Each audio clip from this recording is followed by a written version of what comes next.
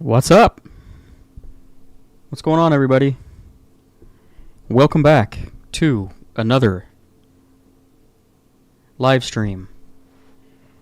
Happy hour with Kat. I appreciate you all coming in and hanging out. How's the volume?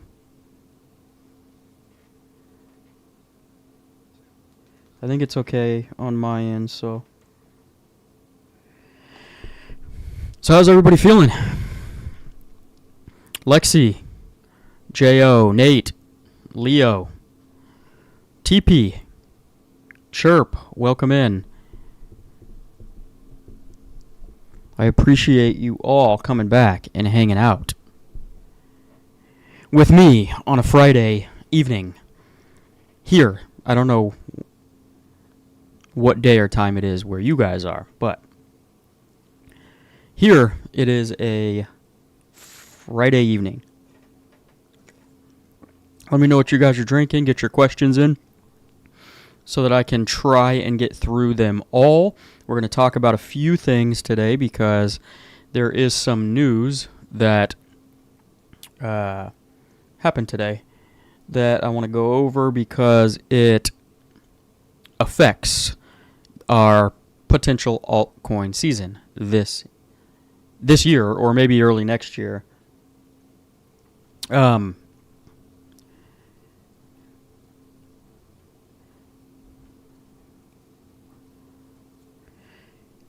Anyways, we'll jump in. So the first things first, the biggest news of the day is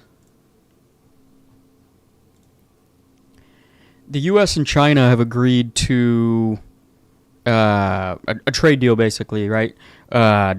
With the tariffs set at certain percentages. I think if I'm not mistaken, it was a 10% outgoing and 30% incoming tax, or vice versa. I can't remember, but nonetheless, it's apparently agreed to. Terms have been agreed upon and signed, and everything will go into effect immediately, from what I understand. And the reason this is a big deal is because obviously China is the biggest trade partner with the U.S., I believe. If it's not the biggest, it's got to be the second biggest, but I believe it's number one. And the issues with the rate cuts, right, were that Jerome Powell fears that these tariffs, the longer they go, the longer there's uncertainty, that it might affect inflation in the economy and a few other things. So this being done, it also says 10 other deals are imminent, says the Commerce Secretary Lutnick. And I don't know who those other deals are with. Maybe it's Canada and who knows. But if these things can get hammered out and they can be agreed upon, they can be signed, they can be, put into action right away, and there's some clarity behind it all, then we will have a much better shot at Jerome Powell in the near future playing ball, right, and feeling more comfortable about cutting rates, starting to cut rates. Inflation numbers came in also. I don't know if that was today or if it was yesterday. And they were a fraction of a percent higher than expected, which isn't all that big of a deal necessarily because you're still just over 2%. But it's obviously not as good as being under the projected numbers. So that's one of the things that needs to get hammered out as well. And I think if we can see all of these trade deals fall like dominoes now that the biggest deal is apparently done with, right, and agreed upon and signed, then job numbers and inflation numbers are the only two things that we need to worry about. And if we go, another month or two without any sort of red flags or any sort of unexpected uncertainty again, then I think there's a good chance that we do see those rate cuts. I don't know if we're going to see them before September, like Powell said originally. I think that's the betting odds are still holding tight for September, unless something breaks in the meantime. But these type of things need to happen in order for even September to be a possibility, right? Otherwise, the uncertainty is just going to continue, and Jerome Powell is just going to continue doing the same thing. He's going to say the same thing every single month, and we're going to get the exact same boring, annoying news that we don't want to hear every single month until these type of things get worked out and get set in stone, right? And the uncertainty's gone. So, obviously, one of the biggest things that Jerome Powell talks about when he talks about the uncertainty, when he talks about cutting rates, is the uncertainty about tariffs. And now the biggest domino has fallen, and let's hope we get these other 10 dominoes to fall, and that uncertainty is out of the way, and there's some clarity, and we can finally move forward, because I don't know about you guys, but I'm extremely annoyed reading the news every day, and basically every single time that there's a little bit of excitement, it just goes back away because Jerome Powell doesn't do anything at all. He says the same exact thing every single time he gets up there, and it's a nothing burger every time. And so we need something to happen, and I'm hoping these tariff dominoes and trade deals help the situation out, because I can be patient for a very long period of time, but it's getting rather frustrating. So that is good news, basically. The other big thing that I wanted to talk to you guys about, and I'll bet you none of you guys have seen this, and it only involves one state, but a lot of times this one state sets a precedent for other states. And so it's a little scary to an extent. But California, the lower house, advances bill on unclaimed crypto and merchant payments. So basically, in a nutshell, what this means is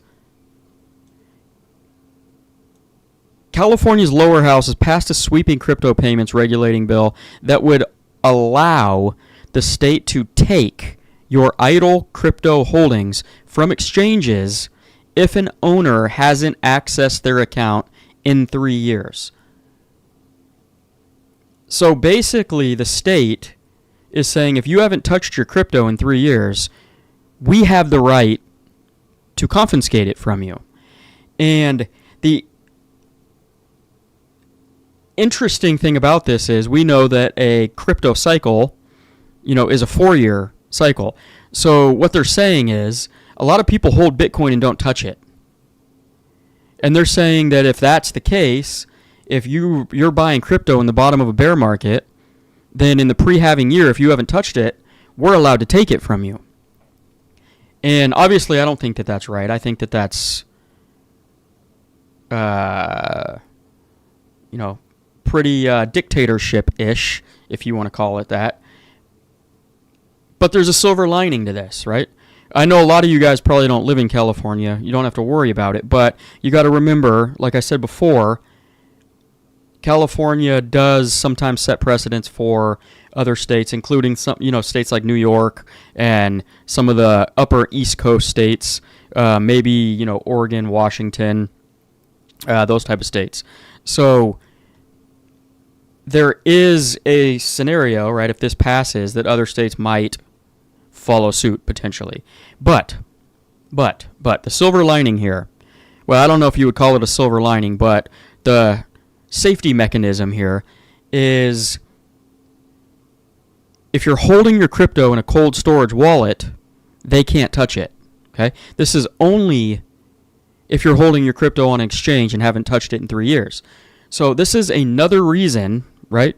Even if you don't live in California, to pay attention and to get your crypto off of exchanges, right? There's much more pressing reasons to get your crypto off exchanges. This is just an added reason to, furthermore get your crypto off of exchanges, okay? And that leads me to the Tangem wallet. I hope that every single one of you has one of these already, because it's extremely important. If you don't, get yourself a Tangem wallet. It's the easiest and most efficient and cheapest cold storage wallet on the market, in my opinion, and they have every single coin pretty much that you can possibly want to put on it, including KRC20 tokens, including the Zeal token, which is brand new. You can store almost anything on there. So the link is in the description, guys, for this. And if you don't have one, you need one. Need one. Especially for beginners. It's the cheapest and it's the easiest to set up and use. You don't have to remember, if you don't want to, they have the option for a seed phrase, but you don't have to use a seed phrase. You just have to not lose the cards. But there's 3 of them, so if you lose one of them, you have 2 backups. Okay? Very important. Very, very, very important. So, get yourself a Tangem wallet. And don't be stupid. If you do want a discount, there's a 10% off discount code, CatDaddy. Use that at checkout and you'll get 10% off. Okay, right here. My mouse, there it is, right here. If you don't want a discount, don't use the discount code, but still get yourself a wallet. I'm telling you, it's going to save somebody's ass at some point. Exchanges go insolvent. Exchanges confiscate funds. Exchanges do some shady stuff sometimes. I've seen it. FTX last cycle. One of the biggest exchanges out there. Celebrities were promoting it. And guess what? They stole everybody's money. It happens. You think Coinbase is safe? Maybe it is. Maybe this cycle Coinbase is the one that steals everyone's money. Who knows? I don't know. Probably won't happen, but you never know. Okay? So just get yourself a Tangem wallet, please. Make sure you go down into the link in the description. Save yourself some potential hassle and loss of money later on. Okay? So, let me shrink this.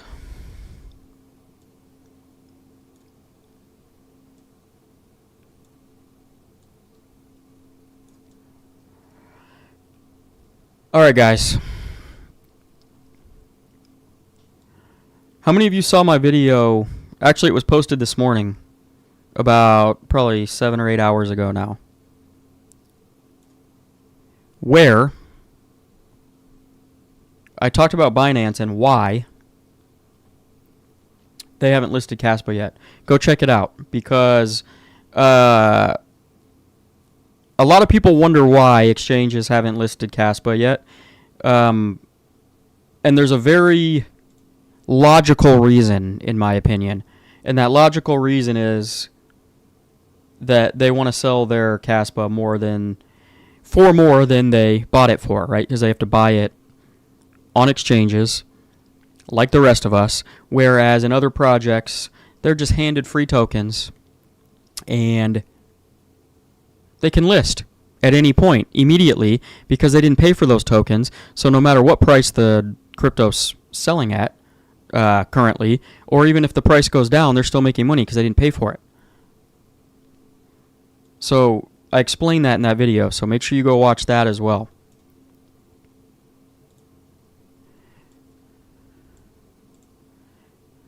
Oh.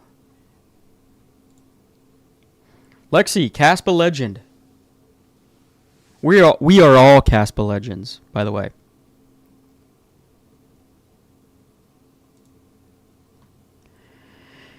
Also, Lexi, I like what you said in the previous... Oh, there we go. In the Binance previous video, Binance wanting to list spot on higher prices, go earn money. Even Pepe did not buy... Or even Pepe they did not buy.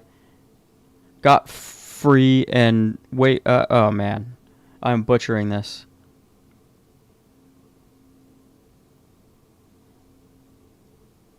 Got free and wait up. Trend to list like Coinbase and instant 50%. I'm sorry, I have no idea what that says. It's a little jumbled.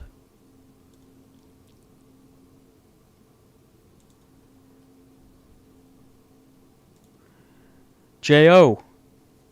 Wolfie gave a $1 to $5 price prediction for 2030. So I'm assuming that was in that video from the XXIM podcast, which was the video that I clipped in the Binance video that I posted this morning. I didn't watch the end of it yet.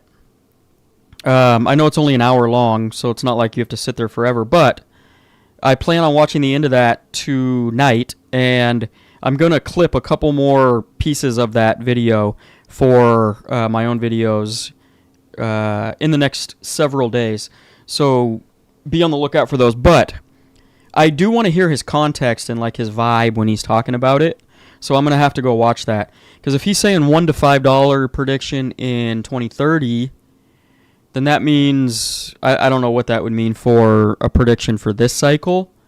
But, you know, we could easily go to $1 this cycle. We go, you know, drop 90% in the bear market and then right up to, you know, $4 or $5 next cycle. We could do $2 or $3 this cycle and then $5 or $6 next cycle. And we're just basically, you know, 2 or 3xing what we did the previous cycle. But remember, we're going to be buying it at a lower price than that because in the bear market, the price is going to go way down. So maybe it could still all work out. You got to remember, Wolfie knows a lot about crypto. He's been in the market for, well, since 2011 maybe. I know he was mining Bitcoin very early, and he's been around for every single cycle. And so he knows what he's talking about. He's a very smart guy, and he's a very nice guy. I like him a lot.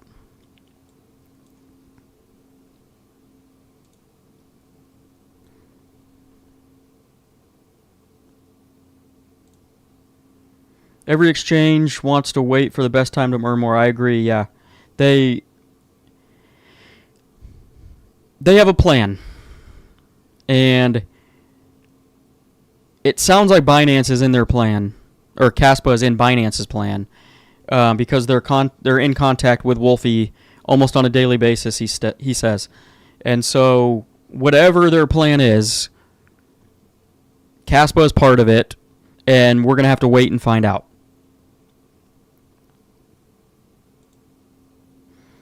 Kaspa is the end game.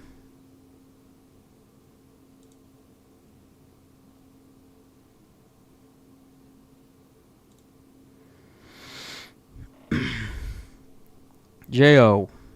What are people's realistic price prediction this run? So I can give you what I think. I think it's going to be between $1 and $3. It's interesting because it's hard for people, especially people who are new to the market, to believe that that's even possible at this point in time. But anybody who's been through an altcoin season knows that the price can go a hell of a lot higher than it seems probable. And it happens in a very short period of time.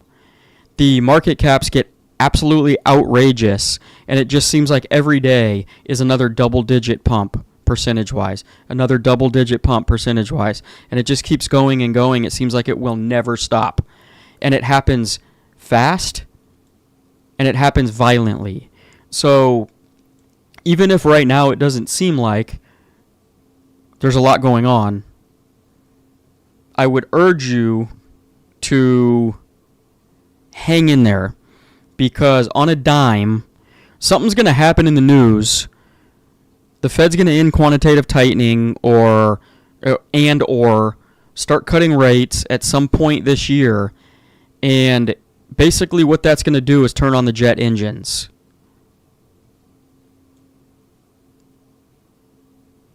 And if you're not ready for it, then you are going to get left in the dust. I guarantee you.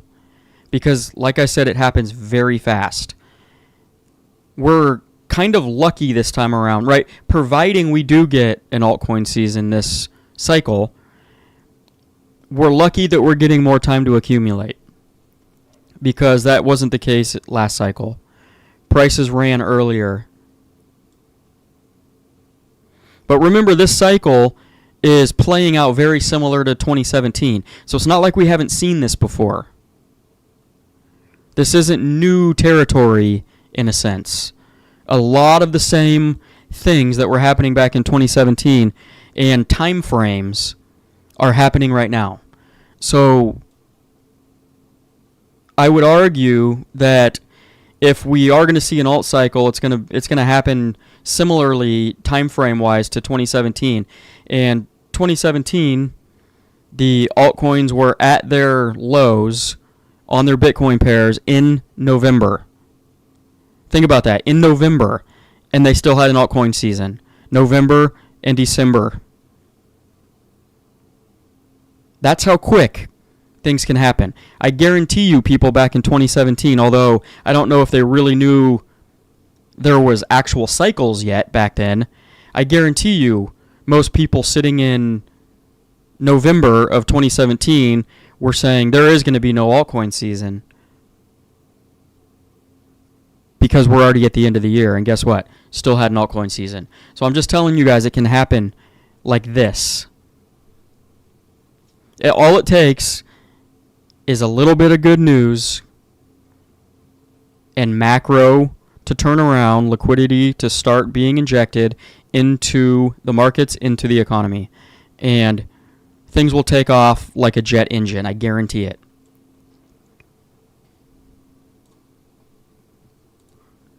And TP Hand again, in his negative nature, no alt season.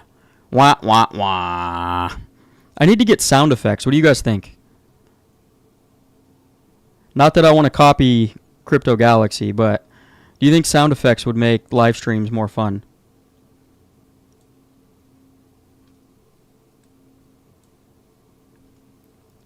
Also, I don't necessarily believe, TP, that there is going to be no alt season.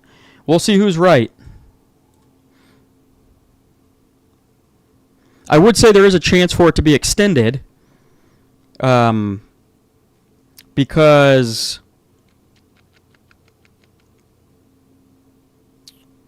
Jerome Powell gets forced out of office. His term's up in, I think, May of next year. And so there's a possibility things extend, and we do have an extended cycle. I don't know yet. I'm not going to pretend to know. But I think we are going to get an alt season at some point. TP, are you a Bitcoin maxi? Let me know. Is Bitcoin the only thing in your portfolio, and you just want the dominance to go up forever?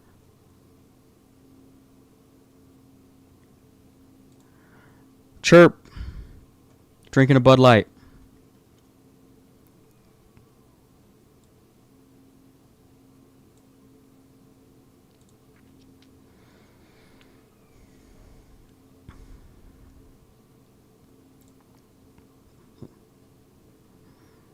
What's everyone's favorite hot wallet for Kaspa?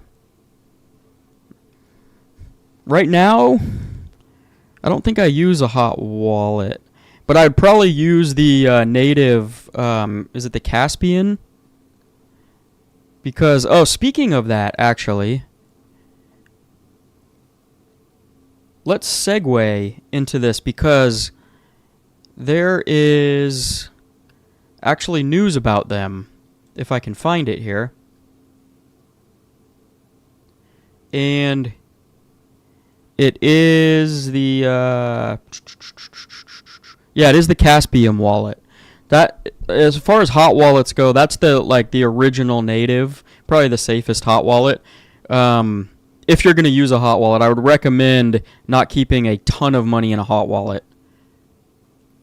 But if you're going to keep some in there, Caspian is probably the way to go. But check this out, guys.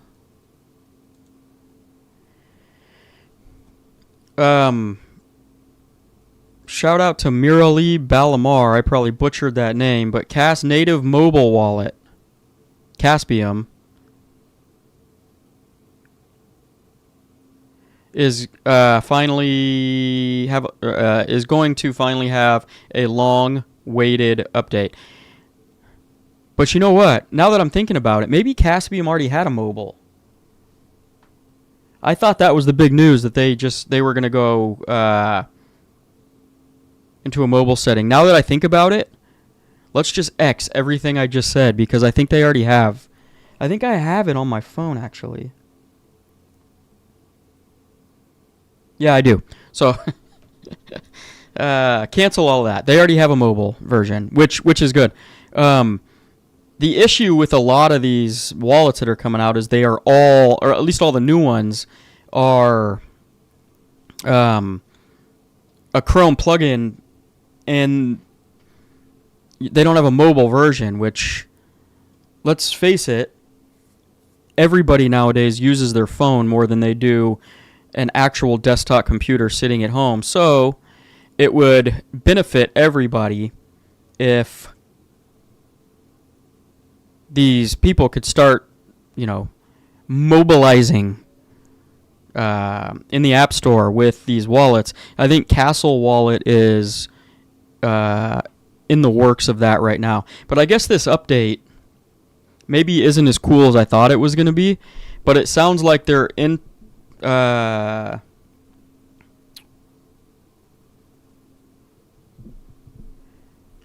Cassia messaging. That was Christian Ludwig.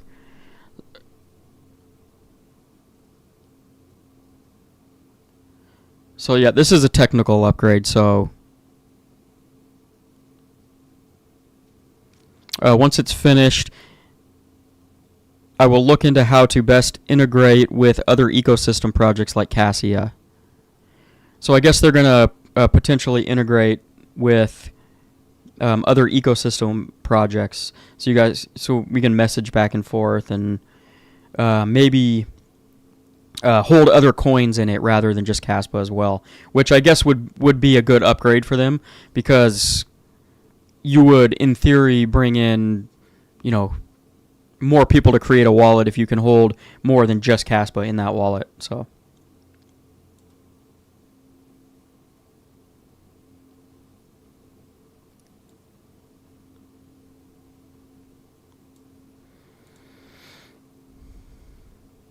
when Cassia makes an iOS, Android, PC app, I have no idea. That's a good question. You might want to message them or comment on something on their X page and see if they respond. I haven't used that yet, but I saw actually some cool things where people were playing chess with the Cassia app.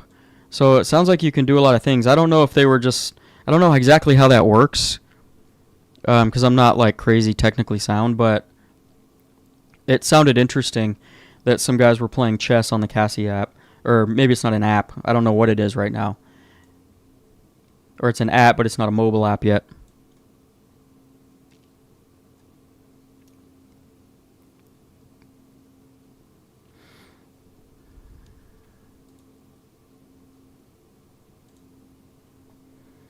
Of course, we want the alt season. Pack the bags.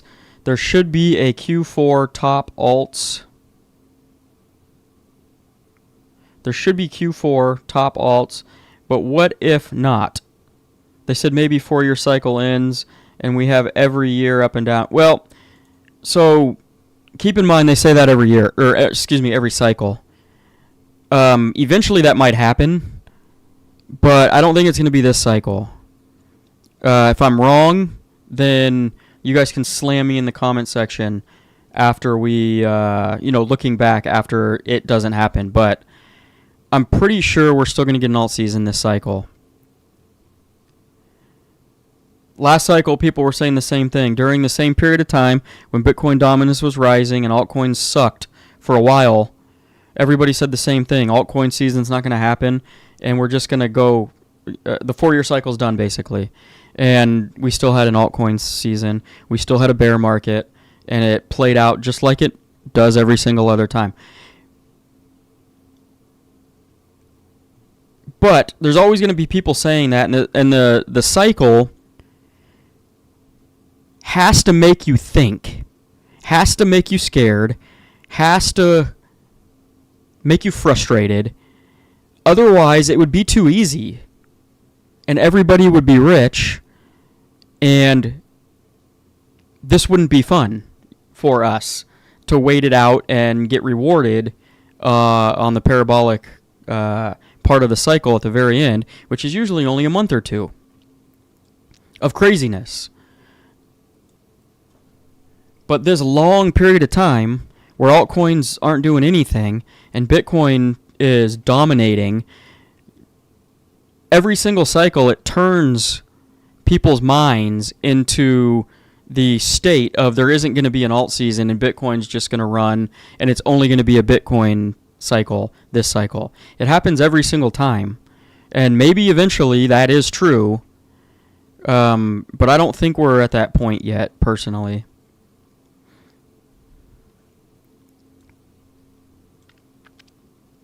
The market makers need to make most of the money, and that's why they make things happen the way that they happen, right? That's why they squeeze 99% of the people out of the market through fear, through frustration, through, whatever word you want to throw out there, annoyance, so that they can buy up everybody else's crypto and they can make the vast majority amount of money.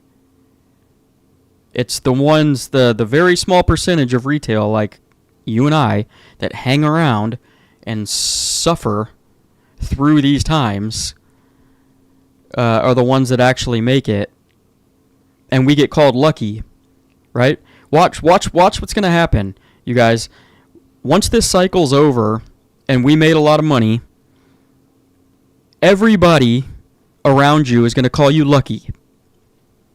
Because they're like, oh, man, you're so lucky you bought that at this amount of time. And it's like, do you realize what we had to endure for years before we got this little tiny 1 or 2 month spurt of price action? How long we had to accumulate this? How long we had to watch Bitcoin go up and our altcoins not go up? That's not luck. That's called preparation.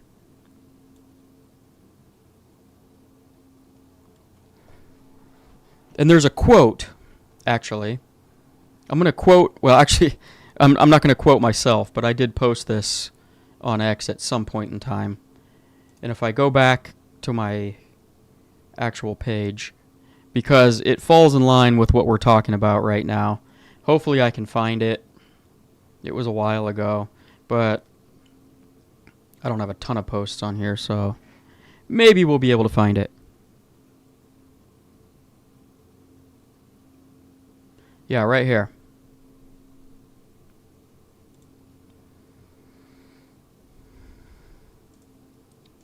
Get out of there. Get.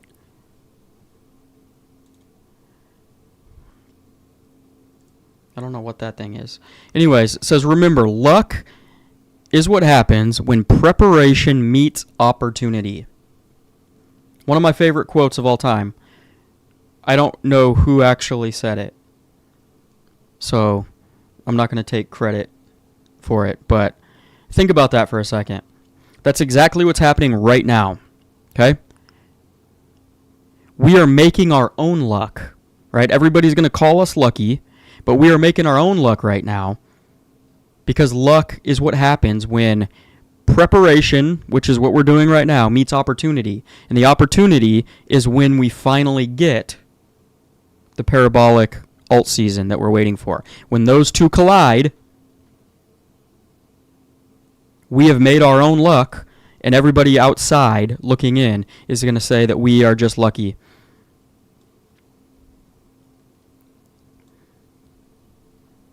Just watch. It's going to happen.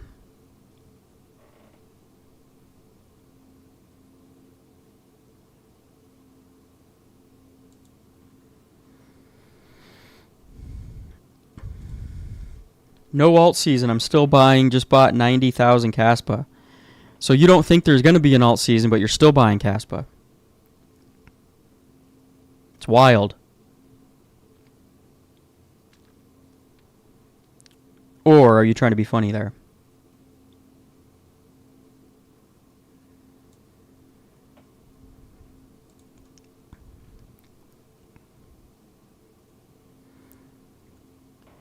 Blackleaf, I'm still currently building my own Kaspa app where you can generate a Kaspa wallet and hold your own crypto. It's pretty cool. I can DM you when I'm done talking to Riley Weiwei. That's cool, actually. Let us know when that's completed and actually live so that we can check it out.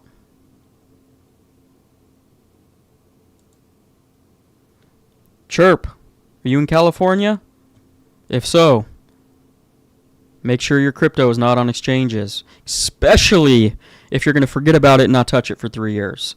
I don't know that that bill has actually passed through the state Congress yet, but I wouldn't be surprised if it did.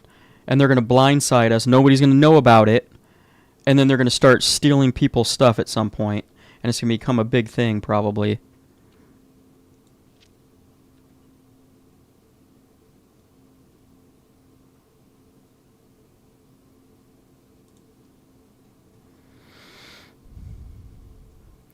Yeah, Franny, keep your crypto on a cold wallet. And not just because of what we just went over, but because exchanges can be shady. FTX, if you didn't hear me earlier, was a massive exchange.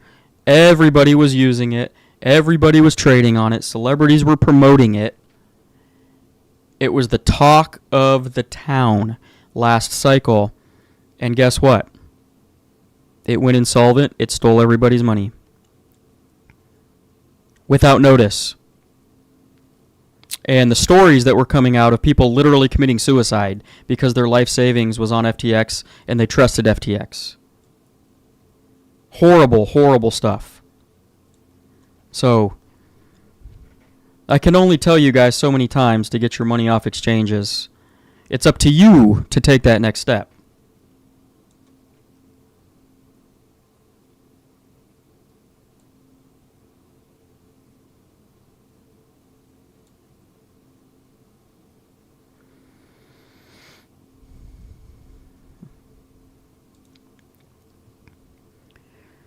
This has to be only on KYC exchanges.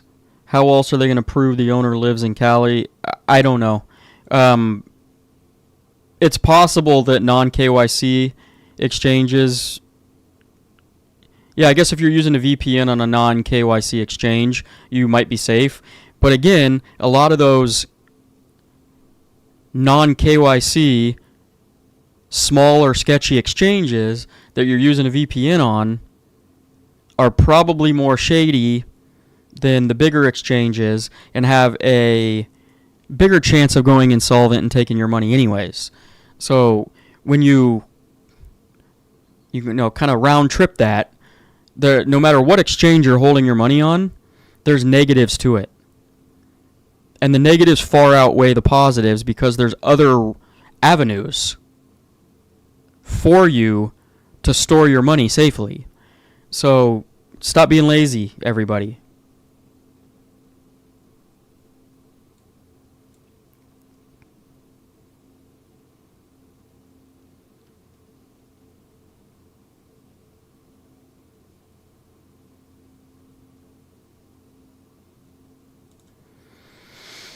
Now that there's a fund for Kaspa to help with costs for the project, why don't those controlling those purse strings cough up an entry fee for a solid tier 1 listing? That I have no idea.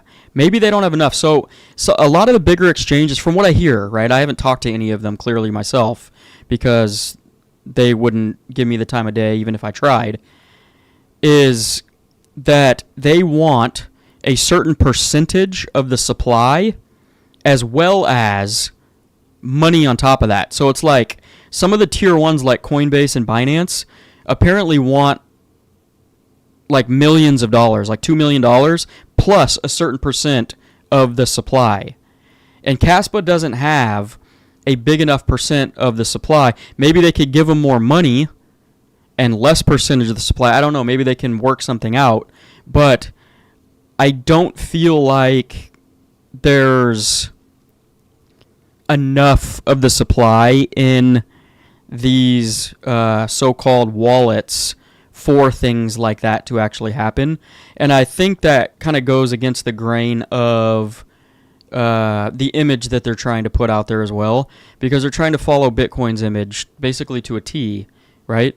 And Bitcoin didn't pay for exchanges, given it was a first mover and there wasn't really anything else out there. So you could argue that that's why they, exchanges listed it, because there was only a few projects you could actually buy and everything was listed. But they want to stay, very ground roots. I think, I don't know what they're going to end up using some of this money for, right? If it's set aside for things, maybe they do. Maybe they do give some to exchanges. I don't know. And maybe that's being talked about behind the scenes right now. We're just going to have to wait and see what ends up happening. But I think are you talking about KEF? That type of fund? Where it's kind of like a manager of, some of the money that's being put out there for what you can consider marketing to some extent.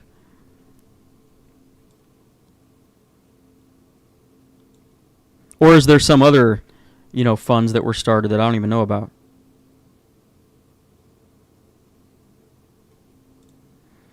Master Chief, I started buying Kaspa at a penny and a half. I got nothing but time and patience. Absolutely. Because the chances, you buying at a penny, you're in great shape right now. Because even if we go back down to 5 cents, you're still up a 5x, right? So I'm in the same boat as you. I bought some at that price. I bought some a lot, between the 4 and 5 cent price as well. But again, same scenario with me. I got nothing but time and patience. It gets a little frustrating at times, but we're all going to be rewarded at some point. As soon as this market starts to run again.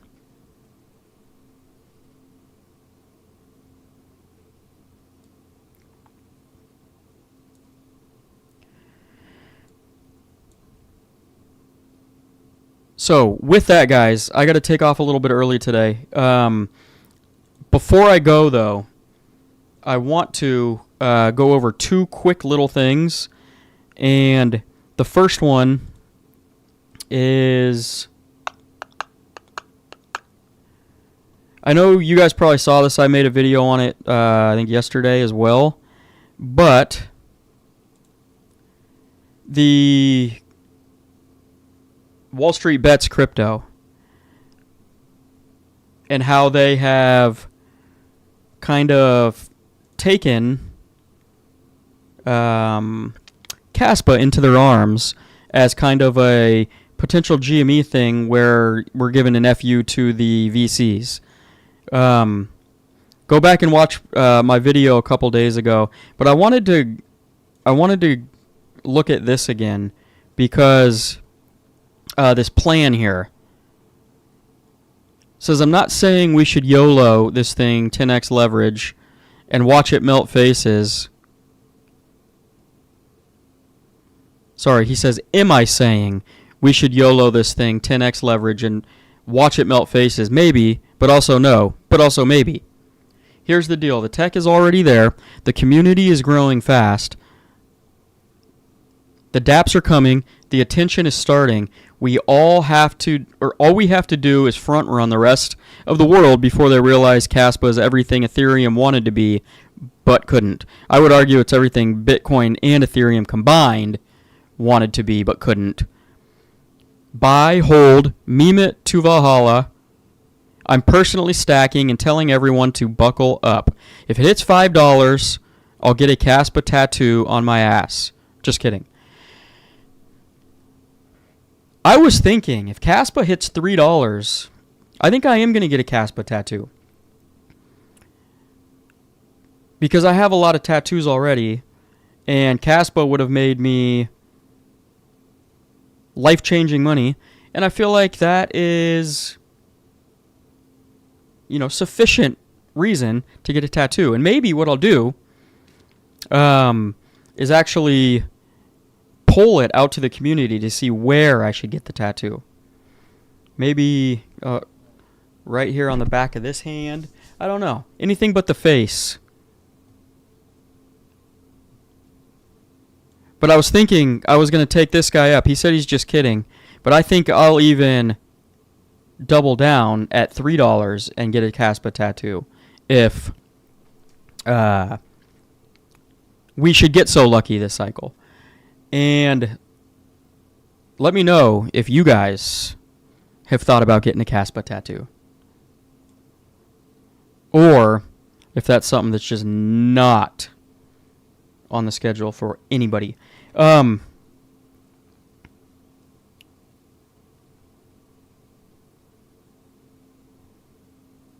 Also, lastly, I highly recommend everybody go watch this video. For those of you who didn't see my last video, it's the XXIM podcast. It's a very recent video as of a day or two ago. And he interviewed Wolfie. I'm going to do a couple stitching videos from this in the next few days because it was a very good interview and there was a lot of insightful things being said and content in this video. So find him, XXIM podcast, and I highly recommend everybody go watch it because it was a very, very, very good video.